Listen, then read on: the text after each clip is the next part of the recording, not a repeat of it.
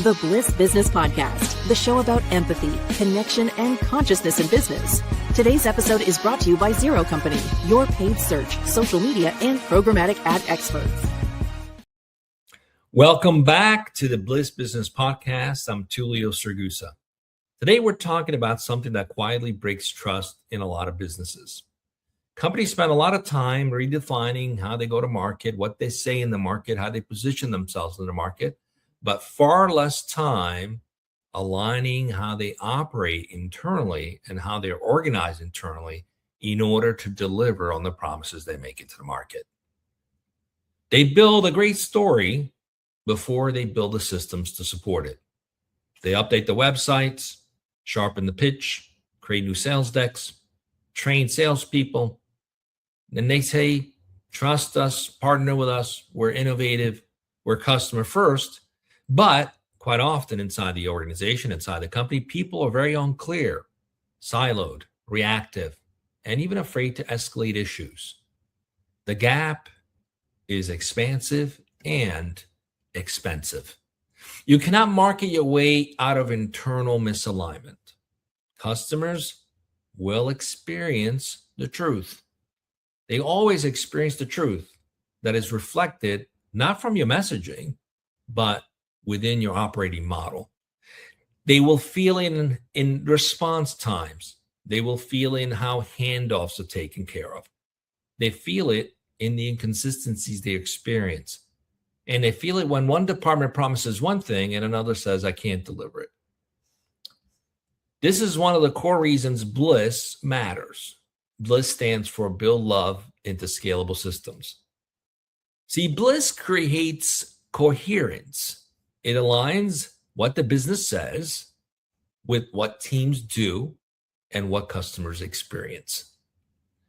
And one of the key principles that helps with this is design thinking. Because design thinking helps here because it forces you to look at the full journey view of the customer. It does not ask only what message sounds good. It asks what the user actually experiences from beginning to end. Your customers are doing the same thing with your brand. They are judging their entire experience beginning to end. They're not judging on what you say. They're judging on whether you align with what you say. So here's a practical principle to remember. External trust cannot exceed internal trust for the long haul. Strong marketing can help generate attention. Strong sales can generate pipeline. Still, if internal trust is weak, the company eventually pays for it in churn, burnout, network, and reputation drag. The misalignment comes with a tax, and the tax is always due. So how do we fix this?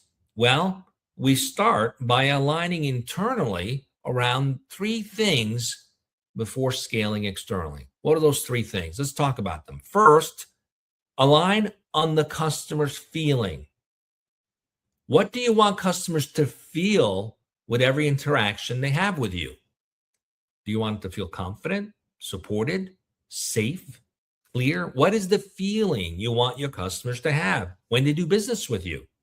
Second, align the internal behaviors required to produce that feeling. If you want customers to feel trust, well, you need fast escalation processes, clear ownership, consistent follow-through, and a no-blame culture. Third, align on where the system is currently breaking. Where do handoffs fail? Where does confusion show up in the organization? Where do teams protect themselves instead of solving issues?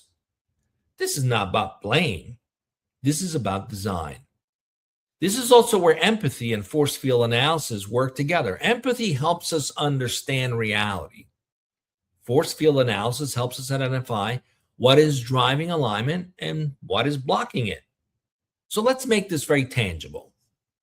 If the brand says we are strategic, we're a strategic partner, but internally teams work in silos, customers will feel that inconsistency. If the brand says we move fast, but internal decision takes weeks, customers will feel that friction. If the brand says, we care, but employees are burnt out and silent, customers feel the leakage. Internal alignment, by the way, is not HR work. It is business performance work. So here's a tangible move that you can put in place this week. Run an alignment mirror exercise. Okay, so here's what you want to do. On the left side, write the top 3 external promises you've made to the market. The top 3 external promises you've made to the market. On the right side, write the internal behaviors that you need, that are required to deliver each promise consistently. Then ask one honest question. Are we truly operating this way today, right now? If the answer is no, you don't need to change the messaging. Change the operating behavior first. Bliss is not built by saying better things. Bliss is built by becoming more aligned. Thank you for listening to the Bliss Business Podcast. Next week, we're going to talk about how design thinking applies to leadership and why it is one of the most practical tools for building bliss as a system. Until next time, stay blissful.